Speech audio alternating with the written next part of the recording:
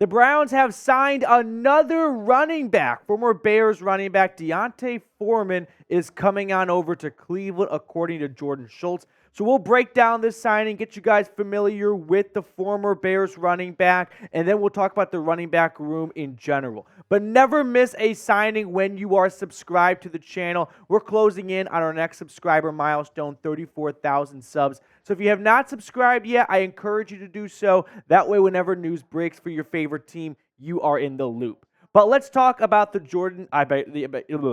D'onta Foreman signing, according to Bleacher Report's Jordan Schultz.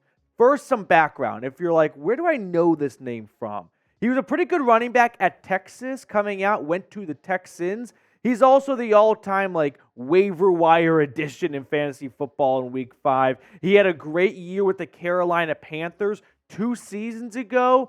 17 games, 914 yards, 4.5 yards a carry, 5 touchdowns. Wasn't even really slated to be that team's starting running back going into the year. Then last year, he goes over to Chicago, joins a committee backfield with Khalil Herbert and Roschon Johnson, and he kind of found himself in the middle of those two players. You can look at his stats last year with the other Bears running backs, and by the end of the year, he was a healthy scratch. I remember he missed a game due to a personal issue, and then earlier in the year, he had an ankle injury, so he had some up and down moments in 2023 with Chicago, but I mean, for 425 yards, 4 touchdowns off 109 carries, if he can bring that same level of play, but over a bigger usage with the Browns, this should be a great signing altogether, right? Nick Chubb, unfortunately, can't be accounted for probably for the first month or so of the season. So after that, you've got Jerome Ford, Hines, and now D'onta Foreman as this team's three-headed monster, if you will. It's not a very scary monster, but it's something going into the year. I think running back just dropped a ton in draft priority, though. This signing right here, it's not going to move mountains, but we have seen D'onta Foreman play some good football the last 2 years. I mean, he's played better football the last 2 years of his NFL career than the first 4 or 5 seasons when he was with the Texans and then with the Titans, not really finding a footing. Now, as for the type of player Foreman is, he's a in-between-the-tackles running back. He's not going to give you a ton in the receiving department. And that's fine. That's what you signed Hines to do. He's not going to give you a whole lot when it comes to pass protection.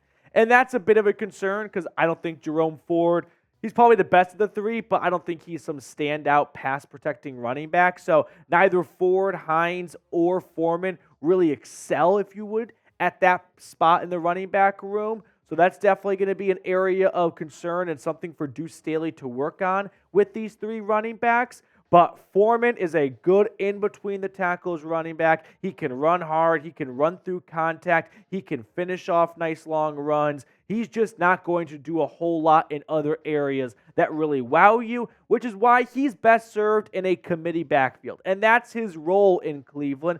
And that's been a good role for him the last 2 years in Carolina and Chicago. So I think all around, it's a good signing by the Browns. I don't know if you can expect him to be this leading workhorse back. Wouldn't be surprised if he were to move up and down the depth chart. He seems to have a habit of doing that the last few seasons, whether he finds himself at the top and moving to the bottom or at the bottom and moving to the top.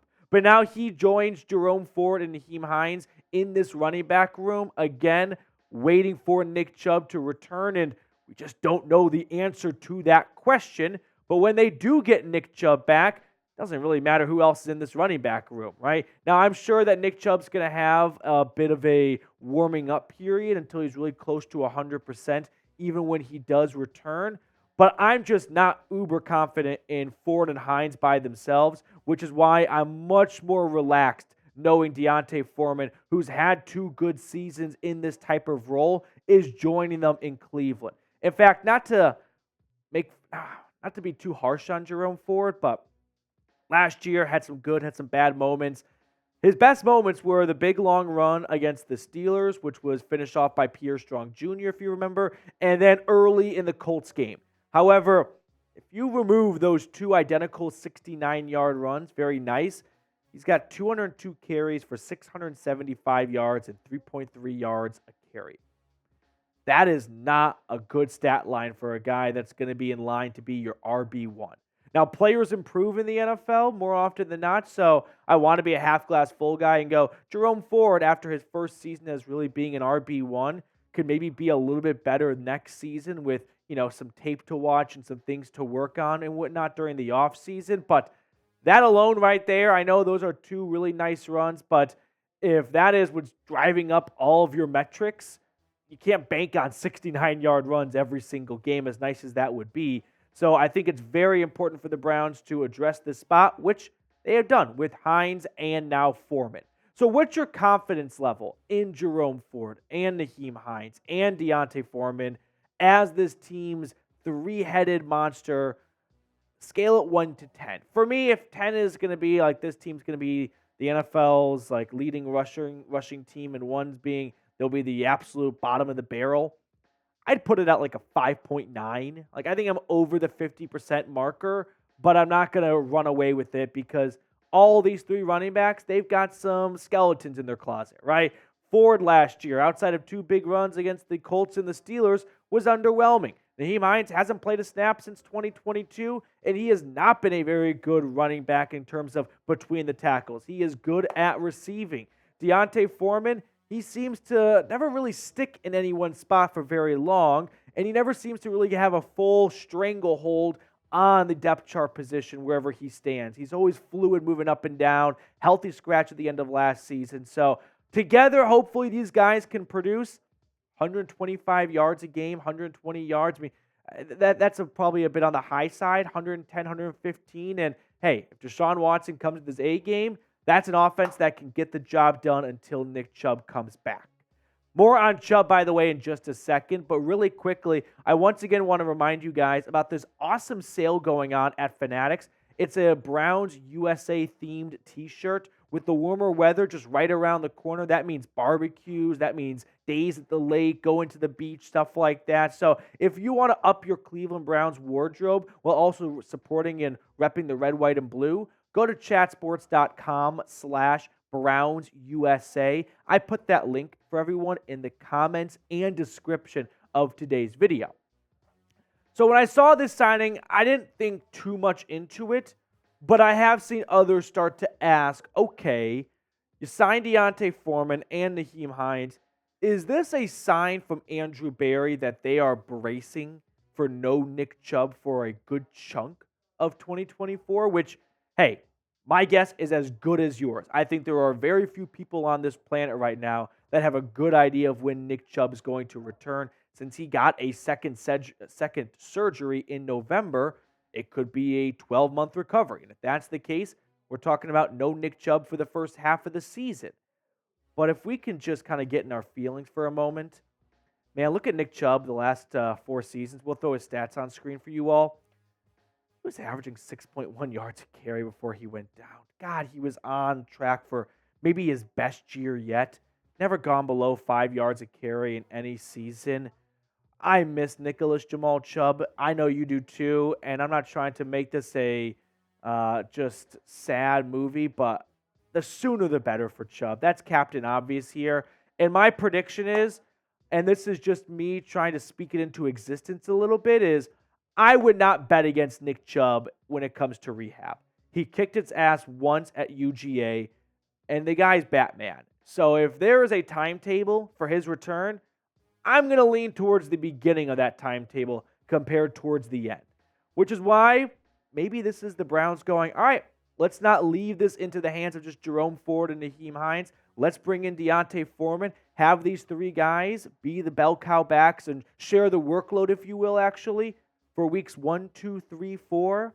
And then hopefully you have Nick Chubb back early October, week 5, week 6. That would be about a 10 to 11-ish month recovery. I mean, Andrew Berry said he was off crutches by the time the Browns were playing in LA against the Rams. So if there's an athlete that can expedite a rehab process, it is Nick Chubb. And if the Browns are just trying to get through the first month, third of the season without him, power to them by having more the merrier mindset when it comes to running backs. Because if something were to happen to Jerome Ford and Nyheim Hines, if those are the only 2 guys on the team that have some serious experience, Now you're really looking for more out of Pierre Strong Jr. and John Kelly. You bring in D'onta Foreman. You kind of give yourself a bit of an insurance policy just in case one of these 3 running backs were to get injured. But let's show some love and support to Nick Chubb right now, because there is nothing worse than spending your offseason rehabbing. It feels like you get no time off, essentially, because you are working so hard in the season, and now you're working harder in the offseason just to get back for the regular season. So I'm sure he'd love to see the dog pound showing him some support right now. So type 24 down below in the comment section. All right, that will do it for us on our second video of the day. I said we'd have a second one. Didn't think it would be so close to the first one. Cullen, which card do you want to go with? It's got to be, Chubb's 24, 2 plus 4, 6. Yep. 6 of hearts. I like it. No, I love it. I actually love it. I'm going to go with the 8 of diamonds. Just no good reason other than just a gut feeling. Okay. Here we go. So close. 8 of spades. 8 of spades. All right. That will do it for us on our second Cleveland Browns report of the day. If you have not watched the first one yet, I invite you to do so. We talk about the Jerry Judy contract extension, among other things. So check that out here on the channel if you're just catching up on the Browns news and rumors.